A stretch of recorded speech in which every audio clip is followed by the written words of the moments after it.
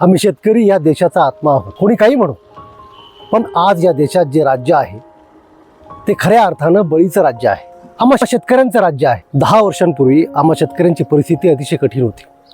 गावखेड्यांमध्ये अनेक समस्या होत्या.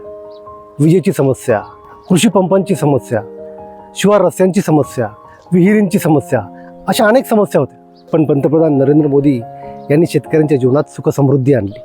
नरेंद्र मोदी यांनी कृषी सुधारणा करून शेतकऱ्यांचा सन्मान व सक्षमीकरण करण्यासाठी महत्त्वाची पावले उचलली.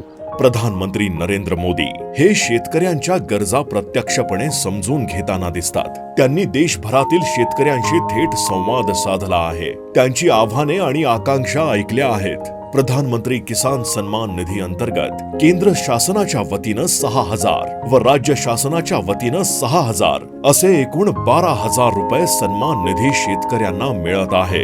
1 रुपयामध्ये पीक विमा महाराष्ट्र राज्यामध्ये महायुतीच्या सरकारनं लागू करून कृषी क्षेत्रात ऐतिहासिक निर्णय घेतला. शेतकऱ्यांच्या आत्महत्या रोखणाऱ्या व शेतकऱ्यांना सन्मान मिळवून देणाऱ्या मोदी सरकारलाच आम्ही मतदान करणार. जळगावच्या भावी खासदार स्मिताताई वाघ यांनाच आम्ही मतदान करणार. फिर एक बार मोदी सरकार. स्मिताताईंना मत म्हणजे मोदींना मत. मोदींना मत म्हणजेच देशाला मत. फिर एक बार मोदी सरकार.